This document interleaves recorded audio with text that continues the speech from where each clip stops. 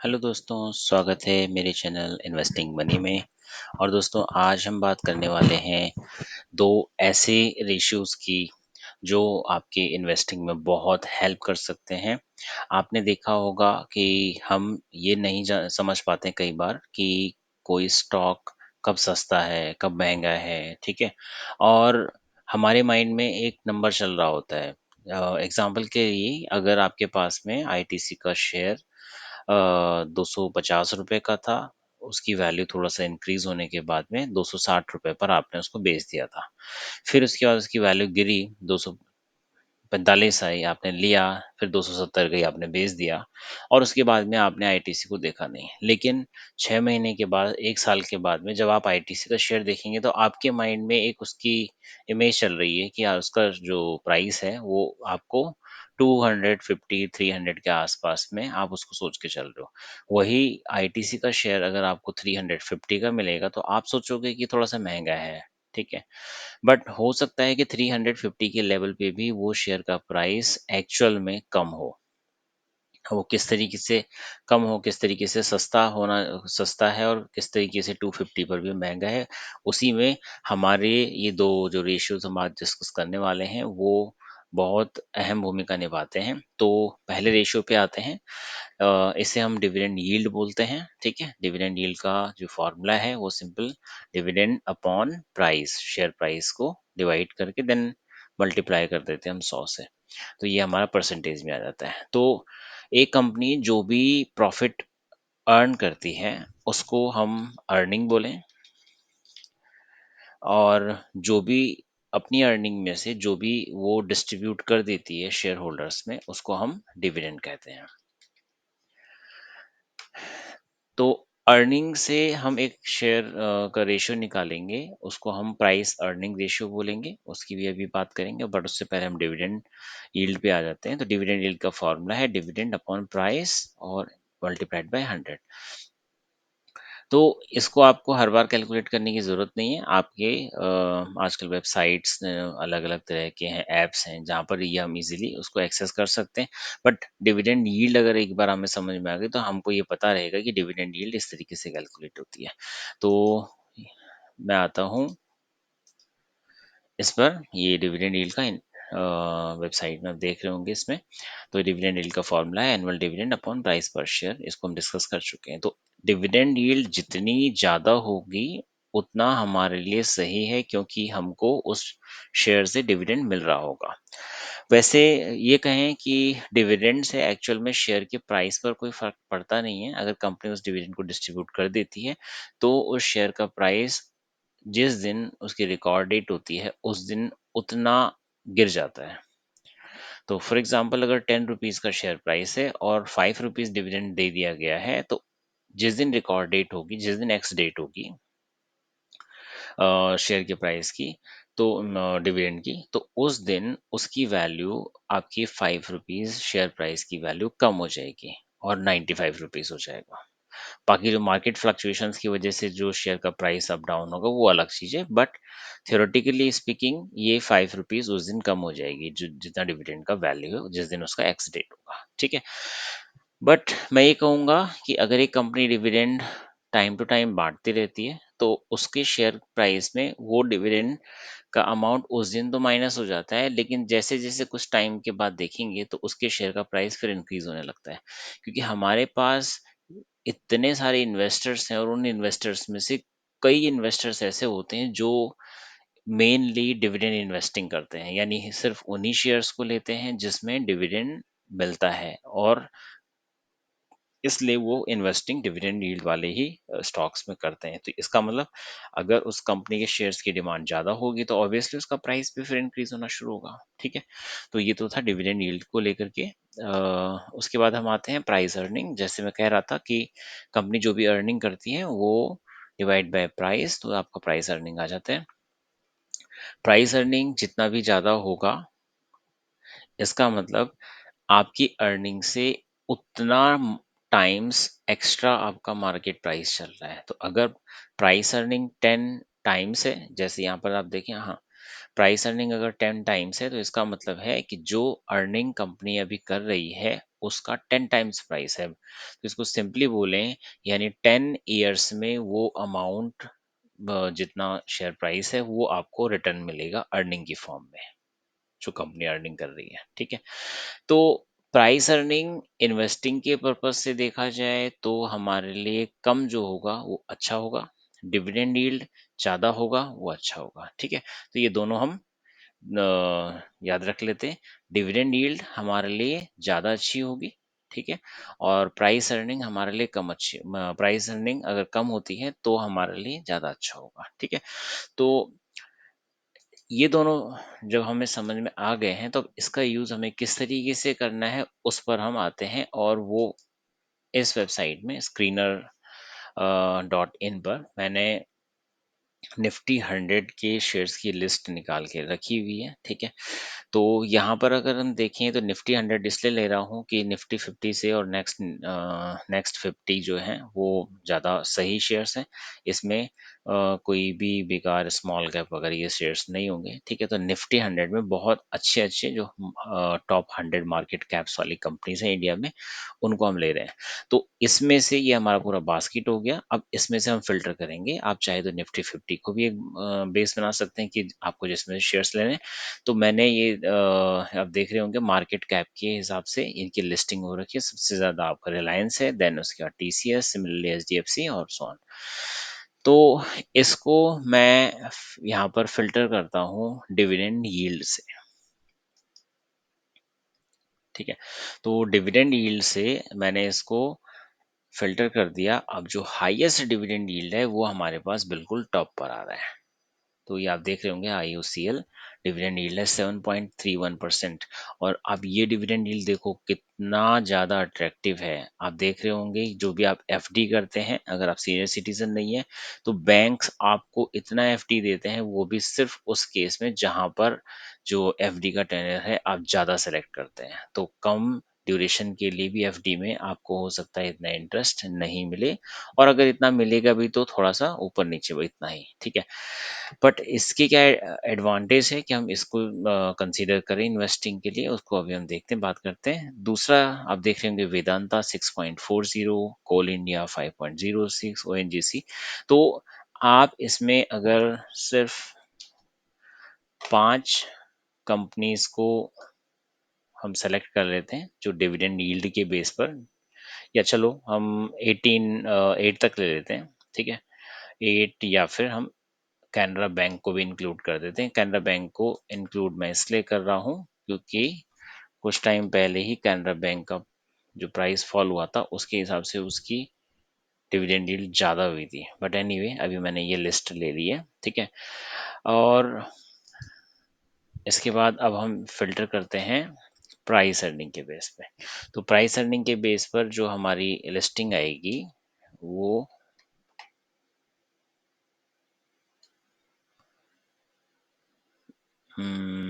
Okay, price earning को हम यहाँ से बेस ना करें, हम डिविडेंड यील्ड्स के साथ ही प्राइस अर्निंग को ले लेते हैं। तो एक काम करते हैं, इस स्क्रीनशॉट की कोई ज़रूरत होगी नहीं हमें, हम यहीं से देख लेते हैं। तो फर्स्ट आप देख रहे होंगे आईओसी आपका नंबर 1 कैटेगरी में हो गया, नंबर 2 वेदांता हो गया, कोल इंडिया हो गया, ओएनजीसी और एचसीएल टेक्नोलॉजी। अब इसमें अगर आप देखोगे इन 5 जो टॉप 5 हैं, अगर हम उनको देखना चाह रहे हैं, या इवन बीपीसीएल भी अच्छा है, तो इसमें आप अगर ये सोच रहे हैं कि मेरे को इन दोनों में से किस में इन्वेस्ट करना है, 7.31 में मतलब आईओसीएल में, या वेदांता में, या कोल इंडिया में, तो इसके साथ साथ आपको इनके प्राइस अर्निंग को भी ध्यान देना चाहिए। आईओसीएल का जो प्राइस अर्निंग है वो है 5.56। इसका मतलब ये कंपनी में आप इन्वेस्ट करोगे तो 5.5 साल के बाद इस कंपनी का जो भी आपने इन्वेस्टमेंट किया है वो आपको रिटर्न हो जाएगा, मिल जाएगा, ठीक है। इतना मतलब डिविडेंड की फॉर्म में नहीं, बट कंपनी के ही जो प्रॉफिट्स होंगे वो अर्निंग्स, मतलब जो अर्निंग्स होंगी वो इतनी निकल जाएगी कि उसके शेयर प्राइस को वो इंक्रीज कर करके डबल ले आए, क्योंकि कैपिटलाइजेशन रेट भी उसके अकॉर्डिंग होगा। सिमिलरली आप वेदांता देख रहे हैं तो 46, यानी वेदांता जो अर्निंग कर रहा है वो उस उससे उसका जो प्राइस है वो 46 या 47 टाइम्स तक है। कोल इंडिया का आप देखेंगे 7.9 है, ओएनजीसी का 6.52 है, बीपीसीएल का देखो 4.81 जो मैं कह रहा था कि बीपीसीएल भी अच्छा है, वो ये है रीज़न कि बीपीसीएल की अर्निंग्स जो हैं, उसको अगर हम देखें प्राइस के साथ कंपेयर करके तो वो 4.81 है, मतलब 5 साल से भी कम में ये अमाउंट आपका डबल होने की ताकत रखता है, क्योंकि प्राइस अर्निंग इसका ही है और कंपनी भी बीपीसीएल है, ठीक है।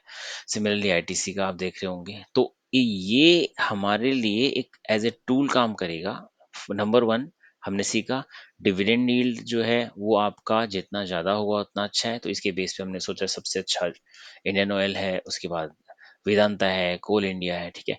और दूसरा हमने देखा कि प्राइस अर्निंग जो है वो कम वाला अच्छा है, बट इसका मतलब ये नहीं कि हम प्राइस अर्निंग से फ़िल्टर कर रहे हैं और किसी ऐसे शेयर को पिक कर लें जिसका प्राइस अर्निंग बहुत कम है। क्योंकि प्राइस अर्निंग कम होने का रीज़न ये भी होता है कि वहाँ पर जो है उतना रिस्क इन्वॉल्व्ड है, या फिर कोई रीज़न है कि वहाँ पर उसका प्राइस उतना नहीं मार्केट में चल रहा है, ठीक है?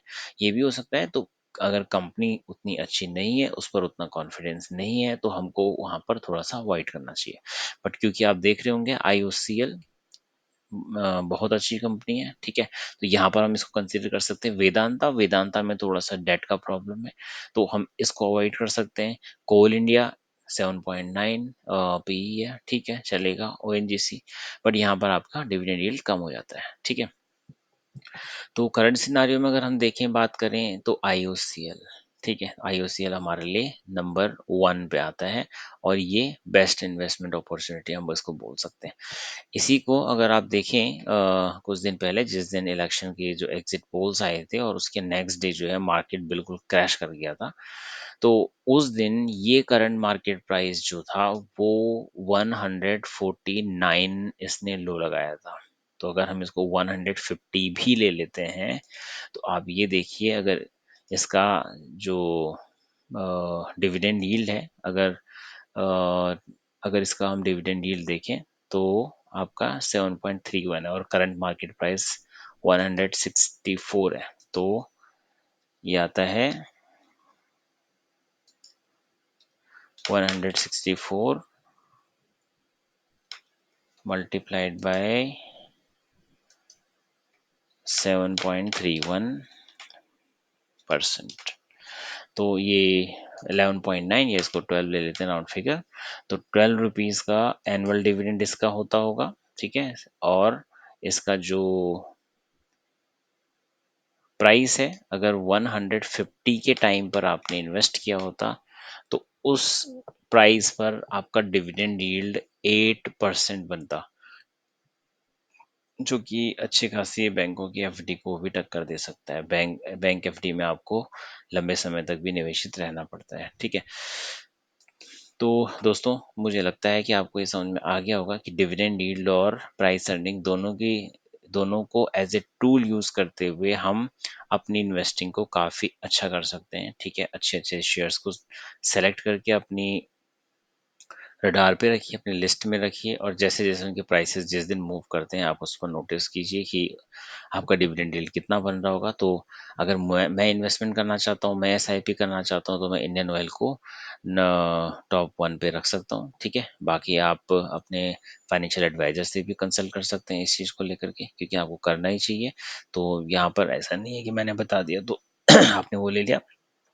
मैं जस्ट आपको एक मतलब एक आपको सोचने का तरीका बता रहा हूँ कि किस तरीके से आप अपने अपने अपने शेयर्स को अच्छा खराब ये समझ के कर सकते हैं। अच्छा, तो मैं आपको ये कहूँ कि मेरे पास एग्जांपल के लिए आईटीसी के कुछ शेयर्स थे, ठीक है। ज़्यादा नहीं थी, क्वांटिटी कम थी, बट मैंने उसको 208 रुपीज़ पर लिया हुआ था। जी हाँ दोस्तों, 208 रुपीज़ पर। तो एग्जाम्पल के लिए 200 उस टाइम पर आईटीसी का जो डिविडेंड यील्ड है लगभग 5% आसपास बनता था। तो आज की डेट में अगर मैं ये देखूं कि मैंने उस टाइम पे इन्वेस्ट कर दिया होता 3-4 साल पहले, और आज के टाइम पर ये 3.13 है, तो हमें आज के टाइम पर ये डिविडेंड यील्ड अच्छी नहीं लग रही है 3.13, बट क्योंकि मेरा इन्वेस्टमेंट तो पहले का है, ठीक है। और हम ये सोचें कि मैंने उसको एफडी करके रखा हुआ है, वो बैंक में एफडी पड़ा हुआ है, तो मैं उस प्राइस के साथ ही इसको कंपेयर करके देखूं और इन 3 सालों में, 4 सालों में मुझे वहाँ से डिविडेंड भी तो मिला होगा, ठीक है? तो देखते हैं, ये आप मैंने यहाँ पर इसका एनुअल डिविडेंड जो है लास्ट ईयर जितना भी कंपनी ने टोटल डिविडेंड दिया था, वो 13.75 था। तो आईटीसी के लिए देखते हैं, 13.75 ये डिविडेंड मिला हमें लास्ट ईयर। और मैंने क्योंकि उस पर जो प्राइस थी वो 200 रुपीज़, 208 रुपीज़ की थी। तो अगर मैं इसको उस एंगल से देखूं कि मैंने जिस टाइम पे इन्वेस्टमेंट किया था वो 208 रुपीज़ था, और आज डिविडेंड जो है कंपनी दे रही है 13.75, तो मेरे 208 रुपीज़ के इन्वेस्टमेंट होने की वजह से कंपनी मुझे 13.75 का डिविडेंड दे रही है, ठीक है?